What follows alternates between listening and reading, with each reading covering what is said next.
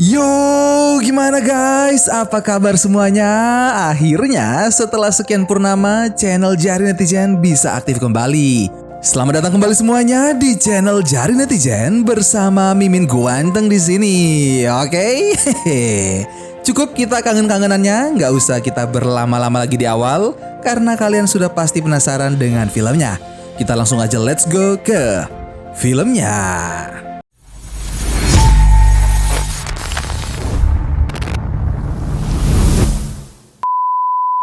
Film diawali dengan menampilkan seorang wanita di sebuah stasiun. Pada awalnya ia terlihat menunggu kedatangan sebuah kereta. Tapi tiba-tiba ia mendapatkan sebuah SMS yang memberitakannya untuk mencari sebuah jawaban di jalur kereta bawah tanah. Wanita tersebut mengikuti perintah dari SMS yang ia terima tanpa memperhatikan keselamatan dirinya. Sadar tak menemukan apapun di tempat yang ditujunya, tiba-tiba sebuah kereta berkecepatan tinggi muncul di hadapannya. Sontak wanita tadi bergegas untuk menyelamatkan diri. Beruntung saat itu ia berhasil lolos dari maut. Tapi selang beberapa detik kemudian ia terhantam kereta dari arah berlawanan hingga akhirnya nyawanya melayang. Dan film Eselon Konspirasi pun dimulai. Max Peterson, seorang ahli IT asal Amerika, dipanggil untuk memperbaiki server di Pusat Data Arsip Nasional Bangkok, Thailand. Setelah selesai dengan urusannya, ia kembali ke hotel dan meminta resepsionis untuk menjadwalkan penerbangan pulang ke Amerika. Tapi sebelum ia kembali ke kamarnya, resepsionis memberikan sebuah paket untuk Max. Setelah di kamar, ia membuka paketnya dan ternyata isinya adalah sebuah ponsel canggih. Tak lama kemudian, ia mendapatkan SMS untuk tinggal lebih lama di hotel karena hotel sedang ada promo. Max pun mengikuti instruksi SMS tersebut. Sementara itu di Moskow, seorang jenderal Rusia menerima pesan jika sebuah perangkat baru telah terdeteksi. Setelah itu, Max menyaksikan berita mengenai Senate Bill 2330 dibatalkan hingga pimpinan NSA Raymond Burke enggan berkomentar tentang upgrade yang ia rencanakan. Max tidak begitu memperdulikan berita tersebut. Namun ketika ia mendengar jika penerbangan yang ia batalkan mengalami sebuah kecelakaan, ia menjadi tercengang. Dan di saat yang bersamaan, ia kembali mendapatkan SMS yang memberitakan ia untuk membeli saham Sizor. Max mengabaikan pesan tersebut karena belum mengerti maksudnya. Ia kemudian menjadwal ulang kepulangannya ke Amerika dan berterima kasih kepada resepsionis karena ia menganggap jika SMS yang ia terima berasal dari iklan hotel. Tapi sayangnya resepsionis tadi tidak tahu apapun tentang iklan yang dimaksud.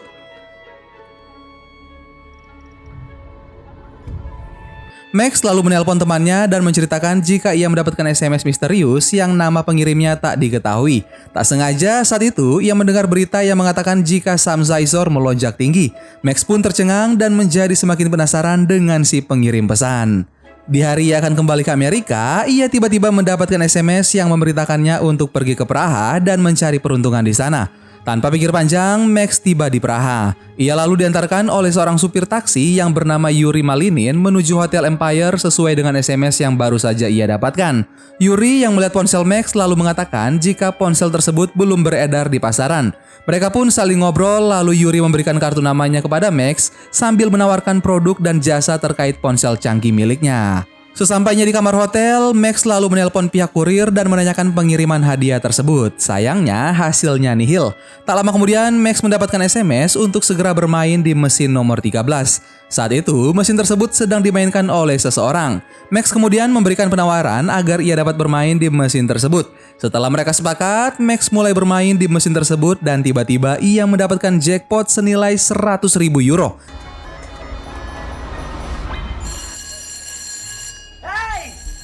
Kemenangan Max ternyata dicurigai oleh pihak hotel. John Reed yang merupakan pimpinan keamanan di tempat tersebut kemudian memerintahkan anak buahnya untuk terus mengawasi pergerakan Max. Di saat Max hendak menukarkan hadiahnya, ia mendapat SMS lagi untuk segera bermain di meja 6 dan benar saja, ia menang lagi dan kembali menukarkan hadiahnya. Tapi saat itu ia didatangi oleh Martin, anak buah John yang memberi peringatan agar tidak menggunakan ponsel di kasino. Max gelagapan dan menunjukkan ponselnya yang tak terlihat seperti ponsel pada umumnya kepada Martin dan pergi berlalu.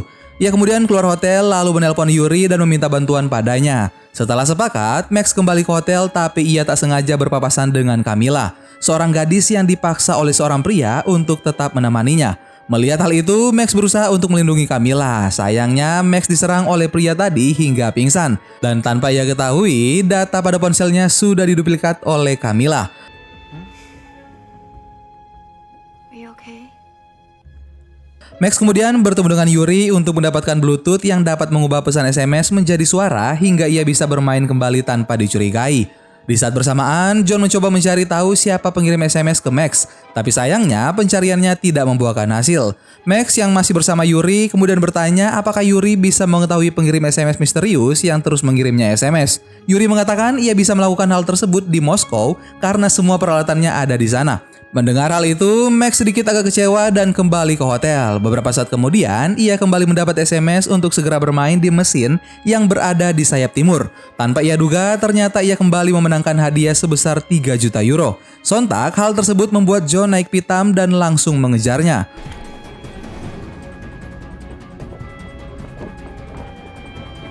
Untungnya, Max berhasil melarikan diri dari kejaran John dan anak buahnya. Tapi sayangnya, saat Max berada di depan pintu keluar, ia sudah dicegat oleh agen Dave Grant dan beberapa anak buahnya dari FBI. John yang sempat mencegah Grant untuk membawa Max pun akhirnya hanya bisa diam saat Grant berhasil membawa Max pergi. Kini, Grant mulai menginterogasi Max dengan menanyakan ponsel itu, tapi Max tidak bisa memberikan informasi apapun karena ia hanya mendapatkan paket berisi ponsel tersebut dan tiba-tiba ponsel tersebut terus mengirimnya SMS. Walaupun Grant mengancamnya dengan pistol, tapi apa daya, Max memang tidak tahu apapun tentang ponsel itu.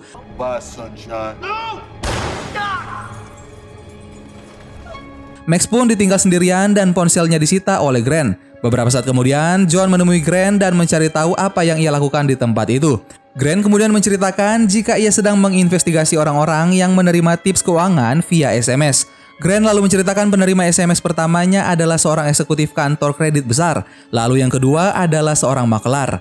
Yang ketiga adalah seorang administrator IT di Pentagon dan Max adalah orang yang keempat. Mereka semua tiba-tiba kaya mendadak setelah mengikuti perintah SMS tersebut. FBI belum sempat menginvestigasi karena ketiga korban sudah ditemukan tak bernyawa, sehingga Grant tidak mengetahui pengirim SMS tersebut dan tak bisa melacaknya. Maka dari itu, ia membutuhkan Max sebagai umpan agar mengetahui siapa pengirim SMS misterius tersebut. Grant mengatakan jika selama ini ia berkoordinasi dengan Burke di NSA terkait kasus yang sedang ia dalami.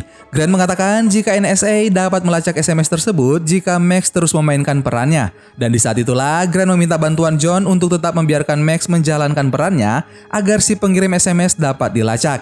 Setelah itu, Grant dan John lalu mendatangi Max dan mengatakan rencana mereka. Di sisi lain, di kantor NSA di Maryland, Burke menerima kabar dari Grant jika Max bisa berkoordinasi untuk mencari tahu siapa pengirim SMS tersebut. Burke pun langsung memberi perintah untuk prosedur pelacakan kepada semua anak buahnya. Di sisi lain, John menemui bosnya, Mueller, yang menanyakan tentang kerajaan bisnisnya yang mulai terancam oleh Max yang baru saja mendapatkan 3 juta euro dalam waktu yang singkat karena mengikuti perintah dari SMS yang Max dapatkan. John menenangkan Mueller dan berjanji untuk menemukan siapa dalang di belakang SMS misterius tersebut. Sementara itu, Camilla mengajak Max untuk bertemu dan sedikit mengobrol. Tapi sayangnya masih asik mengobrol, tiba-tiba anak buah Grant sudah menjemputnya. Grant kemudian mengatakan jika Max harus mengikuti perintah dari 3 pesan yang ia terima untuk mencari tahu siapa pengirim pesan sebenarnya. John kemudian memberikan uang agar Max dapat kembali bermain di kasino. Dan di saat itu, Grant dan Burke sudah terhubung untuk melacak si pengirim SMS tersebut. Kini Max mulai mengaktifkan kembali ponselnya dan tak lama kemudian ia mendapatkan sebuah SMS yang memerintahkannya untuk menuju ke meja permainan 5. Sementara di kantor NSA proses pelacakan mulai dilakukan dan lokasi pengirim sudah diketahui berasal dari Amerika. Max pun mengikuti permainan, tapi sayangnya kali ini ia kalah dan ia mendapatkan sebuah SMS peringatan agar tidak ada campur tangan untuk mematikan ponsel itu lagi. Jika tidak, maka nyawa Max akan terancam. Di sisi lain, di kantor NSA, Burke menemukan koordinat si pengirim SMS tersebut yang ternyata berasal dari tempatnya sendiri.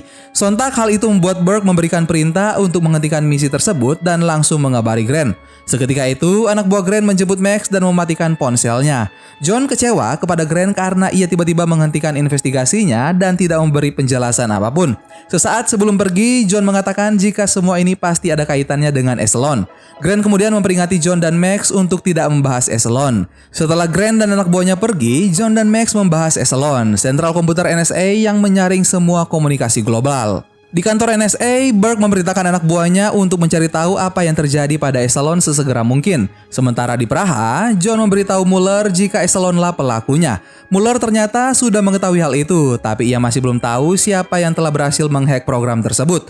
Mueller kemudian memberitakan John untuk terus mencari tahu jawabannya dari Max, karena menurutnya misi Echelon terhadap Max belum tuntas karena ia belum mati, sehingga John harus menyelamatkan nyawa Max agar bisa mengetahui pelaku sebenarnya. Di sisi lain, Burke memberitakan Grant untuk terus melakukan penyelidikannya tanpa melibatkan Max. Sementara John menjalankan penyelidikannya sendiri dengan bantuan Camilla.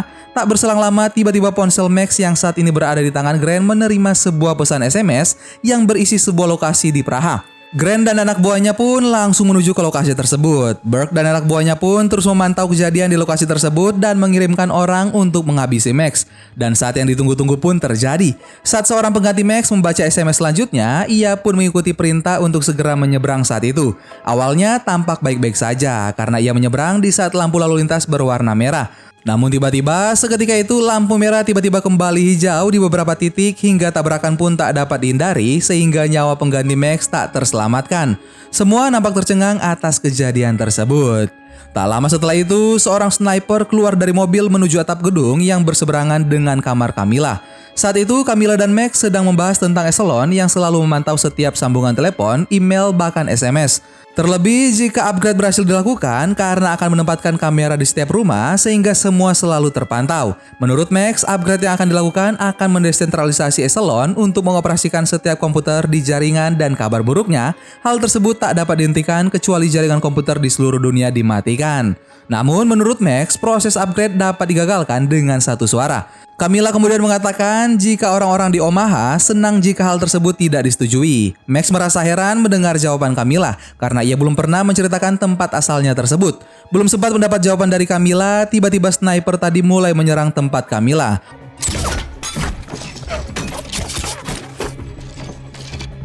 Untungnya, Camilla dapat menyelamatkan Max walaupun akhirnya ia terkena luka tembak dan sempat bergulat dengan rekan si sniper yang tiba-tiba sudah berada di kamarnya. Max hanya bisa terpaku ketika melihat Camilla menghabisi nyawa penjahat tadi. Setelah keadaan kembali normal, John datang menjemput Max dan meninggalkan Camilla seorang diri. Di sisi lain, di kantor NSA, Burke menerima telepon yang mengabarkan jika Max selamat. Rupanya, sniper dan penjahat-penjahat yang menyerang Camilla adalah orang bayaran Burke. Sementara itu di Praha, Grant menemukan ponsel Max masih aktif dan kembali mendapatkan SMS yang menyatakan jika ia menginginkan Max, jika tidak Grant harus mati. Melihat pesan itu, Grant harus segera menemukan Max dan memberikan ponsel tersebut kepadanya. Max yang berhasil selamat akhirnya mengajak John untuk menemui Yuri di Moskow karena menurutnya hanya Yuri lah yang dapat membantunya menemukan si pengirim SMS tersebut.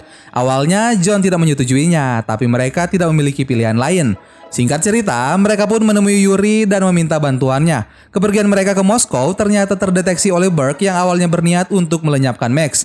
Burke lalu mengabari Grant untuk segera mengikuti Max. Di sisi lain, setelah menyerahkan SIM cardnya kepada Yuri, Max dan John berkeliling sambil menunggu jawaban Yuri. John mulai menceritakan jika dulu ia adalah seorang agen sama seperti Grant. Tapi sayangnya ia terpaksa pergi karena ia merasa kebebasan berpendapatnya terkekang oleh Burke. Setelah 3 jam, Yuri mencari tahu siapa pengirimnya. Akhirnya ia menemukan si pengirim SMS misterius yang tak lain adalah Echelon itu sendiri. Menurut Yuri, Echelon hanya mengikuti program yang sudah ditanamkan padanya. Yuri menambahkan jika Max memiliki ponsel tersebut, maka Echelon sudah menguasai Max. John tidak puas mendengar penjelasan Yuri yang ia kenal sebagai seorang hacker dan sempat mengancamnya. Di saat Max masih merasa penasaran mengapa ia dipilih Echelon, tiba-tiba beberapa orang NSA sudah berada di depan pintu Yuri. Untungnya, John dan Max berhasil melarikan diri menggunakan mobil kurir yang terparkir di depan gedung.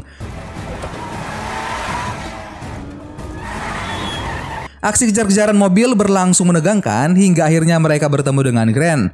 John dan Max yang merasa terancam oleh Grant kemudian mulai menyerang balik.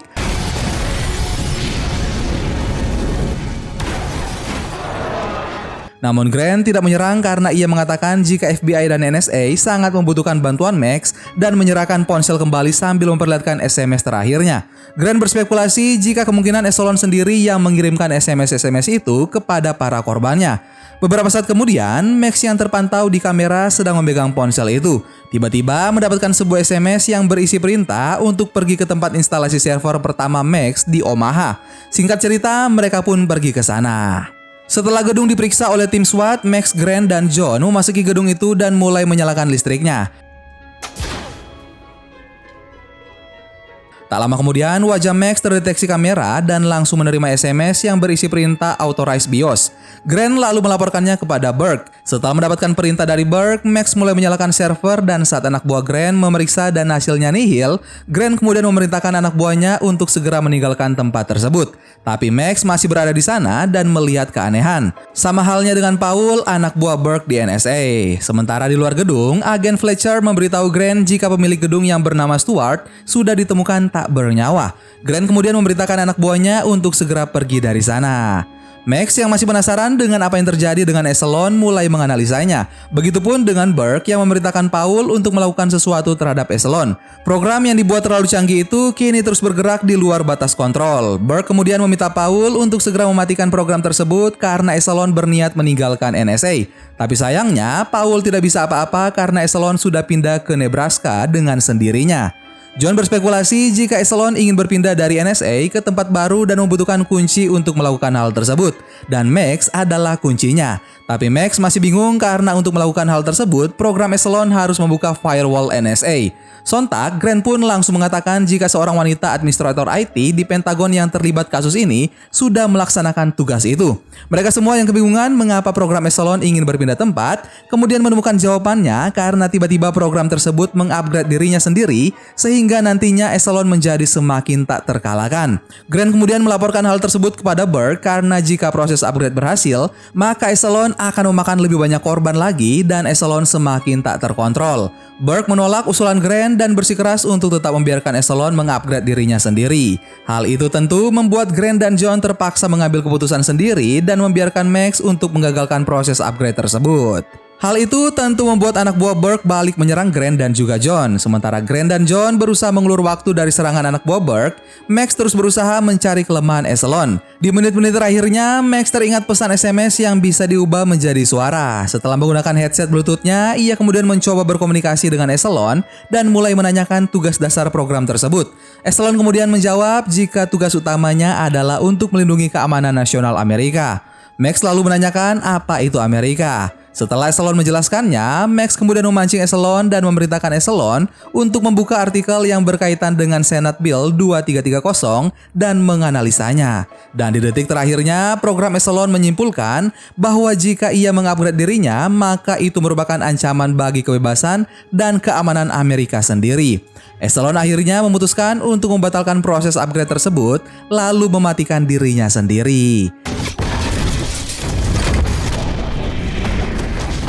Akhirnya, Max berhasil menggagalkan proses upgrade, tapi sayangnya mereka semua ditangkap oleh anak buah Burke. Di sisi lain, Burke mengatakan kepada presiden jika program Eselon untuk sementara waktu sedang offline karena ia dan anak buahnya masih mencari solusi dari malfungsi program tersebut.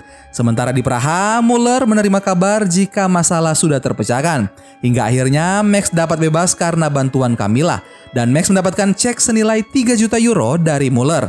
Max dan Camilla kemudian berencana untuk pergi berlibur ke Perancis. Sementara itu di Rusia, Yuri kembali mengenakan pakaian tentara lalu menghadap atasannya. Sang jenderal mengucapkan terima kasih kepada Yuri atas bantuannya dalam menemukan pelaku SMS misterius yang terus memakan korban dan mengancam keamanan dunia. Dan film Eselon Konspirasi pun selesai. Gimana guys, film kita kali ini seru gak tuh? Silahkan kalian komen di bawah ya. Yang mau request film juga silahkan kalian komen. Terima kasih banyak buat kalian yang sudah nonton video ini sampai akhir. Sampai ketemu lagi bareng Mimin di film-film selanjutnya. Dan syukuri dan hargai hal-hal yang Anda miliki saat ini. Dadah.